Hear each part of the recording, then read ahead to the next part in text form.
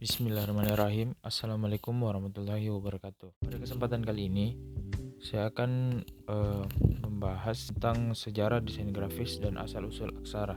Sejarah awal, desain grafis adalah suatu bentuk komunikasi visual yang menggunakan gambar untuk menyampaikan informasi atau pesan seefektif mungkin.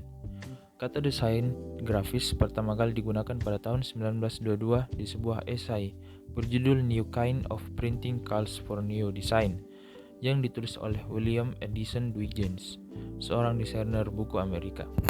Desain grafis berkembang pesat seiring dengan perkembangan sejarah peradaban manusia saat ditemukan tulisan dan mesin cetak. Pada tahun 1447, Johannes Gutenberg 1398 sampai 1468 menemukan teknologi mesin cetak yang bisa digerakkan dengan model tekanan menyerupai desain yang digunakan di Rhineland, Jerman untuk menghasilkan anggur.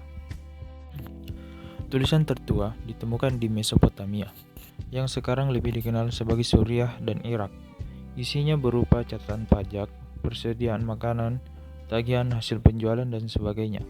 Lebih dari 20.000 tahun yang lalu, gambar cadas atau garcah dibuat pada gua-gua di sekitar Asia, Afrika, Eropa, dan Australia. Sebelum 3000 sebelum Masehi, orang-orang Sumeria menetap di Mesopotamia. Mereka memulai jalan menuju peradaban, menghasilkan bentuk tulisan yang lebih canggih yang sangat memengaruhi tatanan sosial dan kemajuan ekonomi. Catatan tertulis paling awal ditemukan pada tanah liat yang dibuat dengan sebatang stilus yang diasah hingga menjadi titik untuk membuat garis-garis melengkung yang halus. Piktogram. Piktogram adalah suatu ideogram yang menyampaikan suatu makna melalui penampakan gambar yang menyerupai atau meniru keadaan fisik objek yang sebenarnya.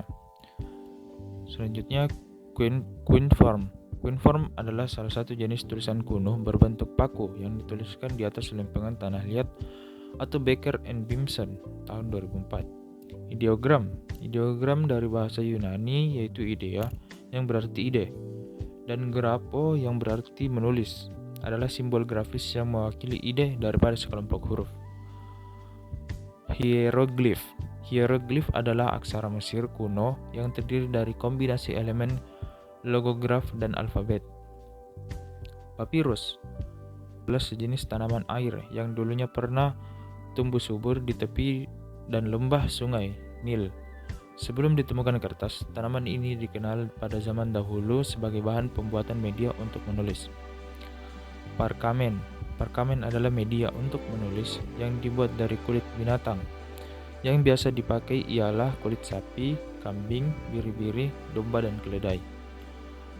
Perkamen digunakan sebagai halaman dalam sebuah buku, kodeks atau naskah. Kemudian, alfabet.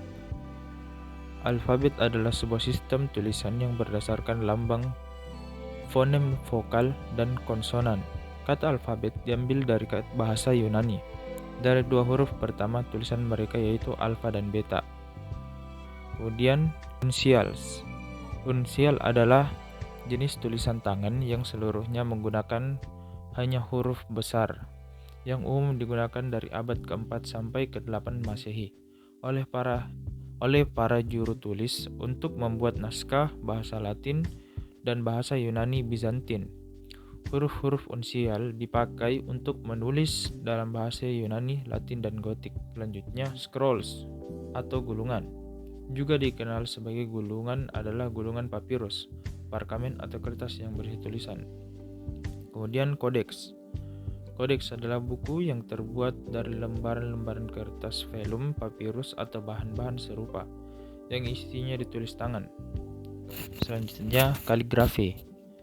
Kaligrafi atau seni khat adalah seni menulis dengan indah dengan pena sebagai hiasan.